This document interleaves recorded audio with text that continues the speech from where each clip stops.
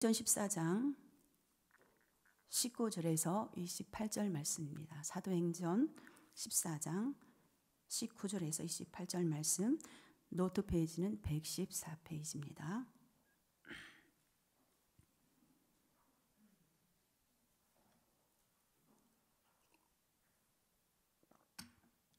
사도행전 14장 19에서 28절 말씀, 노트 페이지 114페이지입니다. 한 절씩 교독하시겠습니다.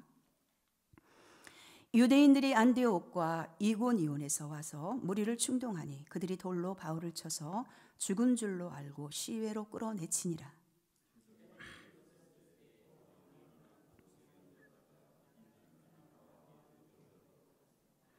복음을 그 성에서 전하여 많은 사람을 제자로 삼고 느수드라와 이고니온과 안디옥으로 들어가서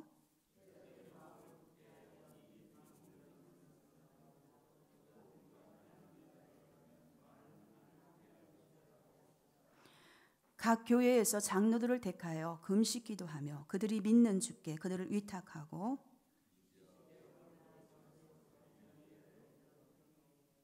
말씀을 버가에서 전하고 아달랴로 내려가서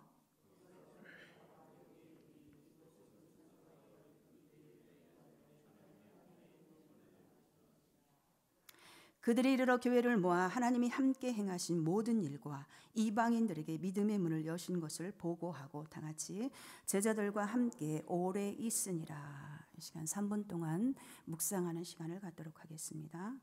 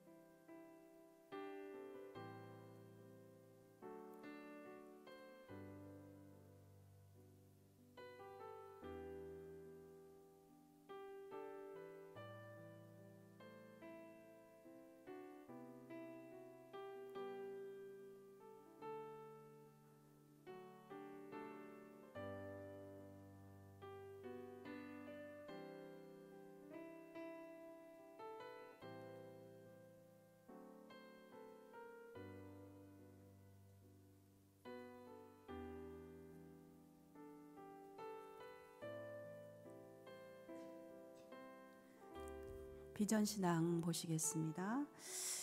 성경은 하나님의 말씀으로 참 진리입니다. 요한복음 17장 17절 다 함께 읽겠습니다. 시작. 그들을 진리로 거룩하게 하옵소서. 아버지의 말씀은 진리이다. 하나님의 말씀만이 참 진리가 되고 또 그 진리 안에 참 자유가 있는 줄로 믿습니다. 19절에서 20절 말씀에 보면은 유대인들의 집요한 회방과 박해가 보여집니다. 우리 19절, 20절 다시 한번 읽겠습니다. 시작. 유대인들이 안디옥과 이고니온에 와서 무리들을 충동하니 그들이 돌로 바울을 쳐서 죽은 줄로 알고 시외로 끌어내치니라. 제자들이 둘러섰을 때에 바울이 일어나 그 성에 들어갔다가 이튿날 바나바와 함께 더베로 가서. 오늘 본문은 바울과 바나바가 자신들을 신으로 숭배하려는 것을 옷까지 찢어가면서 억지로 말리고 난 직후에 일어난 일들입니다. 비시디아 유대인들이 안디옥과 이고니온에 와서 무리를 선동하여 바울에게 돌을 던집니다. 루스드라 사람들은 얼마 전까지만 해도 바울 일행을 신격화했던, 열심을 보였던 자들이었는데, 그런데 급속히 밀어닥친 유대주의자들의 말을 듣고 순식간에 폭도로 돌변한 것입니다. 이와 같이 누스드라 백성들처럼 오늘날의 사람들도 진리에 바로 서지 못함으로써 결국 세상으로부터 오는 강한 유혹에 쉽사리 복종하며 그 결과 하나님과 복음을 거부하는 경우가 많이 있는 것을 우리가 볼 수가 있습니다. 바울에게 돌을 던진 이들이 죽은 줄 착각하고 시외로 끌어내쳤는데 20절 말씀에 보면은 바울이 일어났다 했습니다. 누가가 본문을 기록할 때 번역된 아나스타스라는 말을 사용하여 바울이 그냥 일어난 것이 아니라 하나님께서 그를 다시 살리셔서 일어난 것이라고 기록되어 있습니다. 모두 죽었던 것으로 생각했던 그가 하나님의 능력으로 다시 일어나서 바나바와 함께 오히려 더베아에 가서 힘있게 복음을 전파합니다. 바울 일행은 1차 전도 여행 때 세운 교회들을 또한 돌아보게 됩니다. 21절에서 23절 말씀을 우리 다 함께 또 읽어보도록 하겠습니다. 시작. 복음을 그 성에서 전하여 많은 사람들을 제자로 삼고 누스드라와 이고니온과 안디옥으로 돌아가서 제자들의 마음을 굳게 하여 이 믿음에 머물러 있으라 권하고, 또 우리가 하나님의 나라에 들어가려면 많은 환난을 겪어야 할 것이라 하고, 각 교회에서 장로를 택하여 금식 기도하며 그들이 믿는 주께 그들을 위탁하고, 이튿날 바나바와 함께 더베에 가서 복음을 그 성에서 전하여 많은 사람들을 제자로 삼고, 바울의 일행은 누스드라를 경유하여 이고니온과 안디옥으로 갔습니다. 이는 영혼 구원에 대한 바울과 바나바의 열정이 얼마나 컸는지가 보여집니다. 사탄은 하나님의 일을 방해했으나 하나님께서는 모든 환경과 처지를 사용해야 해서 그 뜻을 이루어 가셨음을 볼 수가 있습니다. 또한 더베와 누스드라와 이고니온은 다 박해를 받아서 그곳에서 죽을 뻔한 곳이었지만 바울은 담대히 이곳을 방문하여 제자들의 마음을 굳게 해주고 저들에게 권면합니다. 바울이 그 과거를 생각하지 않고 이 어려운 길을 갈 수 있었던 것은 바울의 복음 사명 때문이었고, 또한 그곳에서 믿는 성도들을 돌보기 위해서 갔던 곳이었습니다. 다시 말해서 복음의 밭에 처음 심겨진 자들은 뿌리를 강하게 내리는 것이 대단히 중요합니다. 그들이 믿음을 잃지 않고 있는지, 믿음이 성장하고 있는지 끊임없는 관심과 사랑을 기울여야 한다는 것이죠. 그렇다면 22절의 권면의 내용은 뭐였습니까? 첫째 보면은 믿음에 거하라고 권면합니다. 믿음에 거하라는 말씀은 생각하고 말하고 행함이 잃지 않은 믿음을 말하며, 썩지도 않고 새하지도 않는 소망도 오직 믿음으로부터만 가능합니다. 그래서 예수께서는 인자가 올 때 세상에서 믿음을 보겠느냐 하신 것은 말세에 참신자가 많지 않을 것을 탄식한 것이므로 우리는 주께서 믿음을 깨어서 믿음을 지켜야 하는 줄로 믿습니다. 둘째 권면은 하나님 나라에 들어가려면 많은 환난을 겪어야 할 것이라고 권면합니다. 바울뿐 아니라 예수 그리스도를 주로 시인하고 믿는 모든 사람들에게는 세상에서 많은 환난을 통과해야만 합니다. 우리의 구원의 목적지는 하나님의 나라, 곧 장차 예수 그리스도의 재림으로 이루어질 나라입니다. 또한 신앙생활에는 환난과 고난이 따름을 알아야 합니다.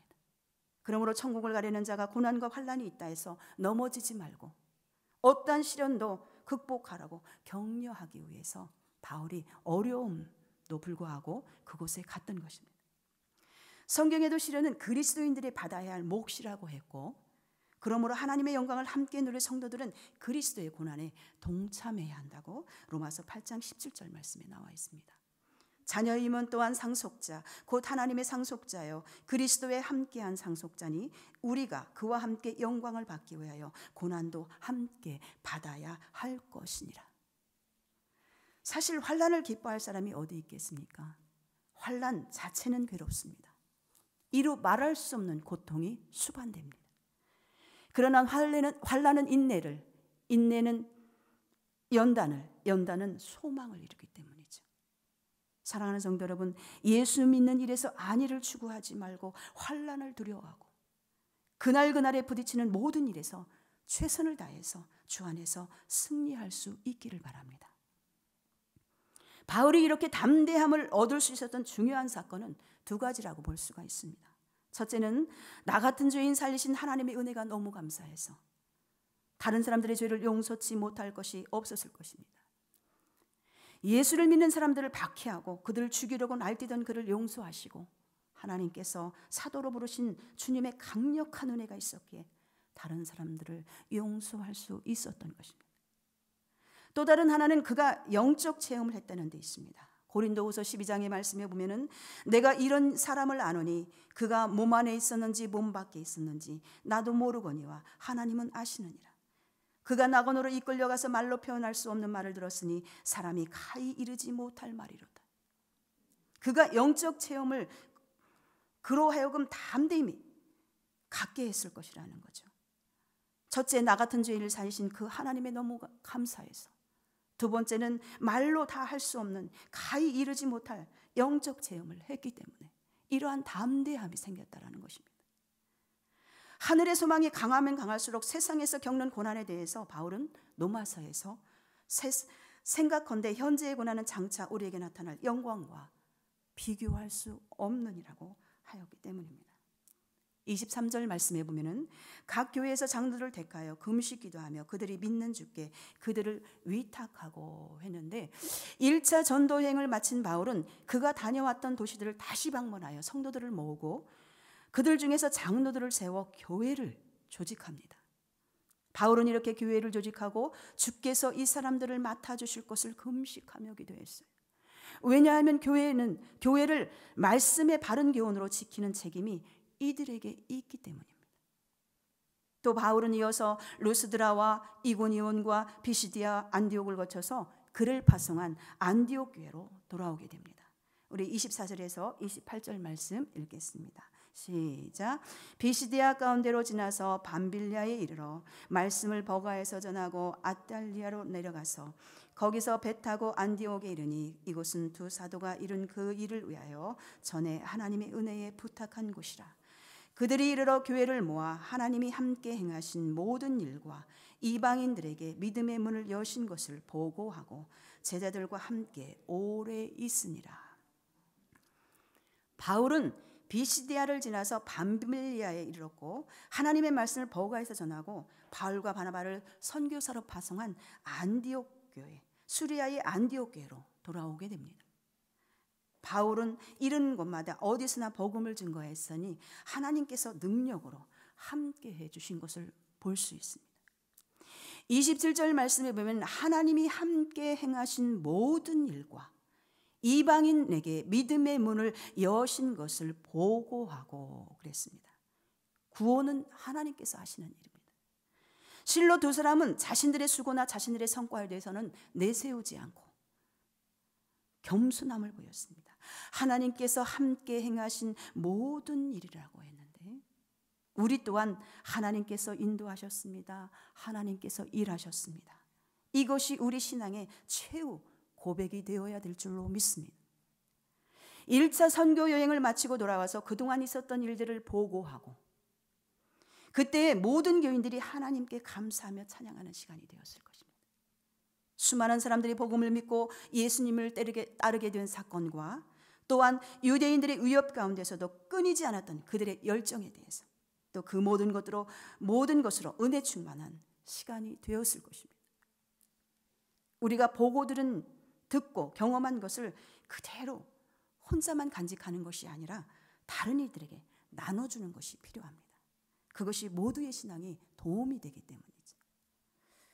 하나님께서는 주님 나라를 위하여 핍박이 오고 환난의 관문을 통과했는데 사람을 홀로 두지 아니하시고 하나님은 성령으로 위로하시고 천사를 통하여 우리를 보호해 주십니다. 그러고 보면 하나님의 행하신 일들이 생생하게 그의 삶에 나타난 간증을 베풀어 주시는 것입니다. 이것은 다른 사람을 믿음으로 굳건하게 세우는 훌륭한 신앙의 밑거름이 될 수 있다는 것입니다.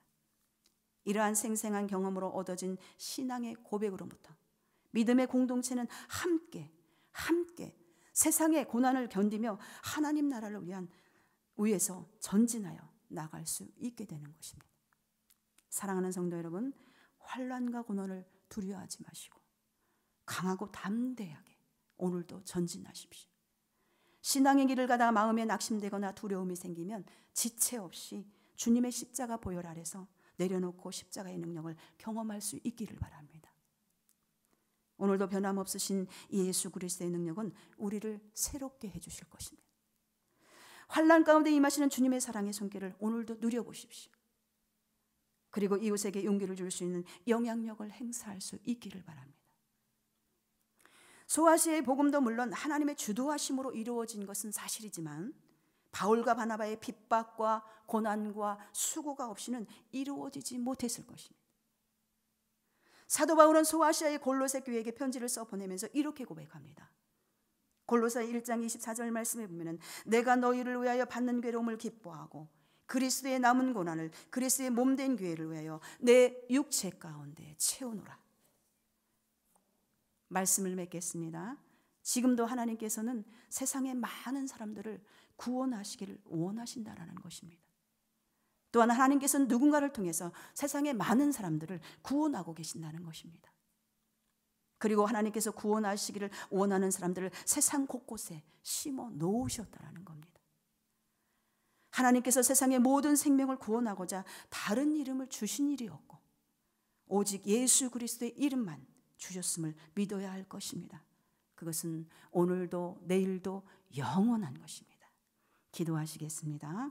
오늘 들려진 말씀을 우리가 묵상하시면서 하나님 나라에 들어가기 위해 환난과 핍박을 이겨내게 하시고 환난과 핍박보다 세상 평안에 안주하려는 것이 더 큰 위험이라는 것을 기억하게 하옵소서. 또한 영혼을 향한 관심이 다른 어떤 것보다 우선이 되게 하시고 일시적인 관심이 아니라 지속적인 관심으로 돌아보게 하옵소서.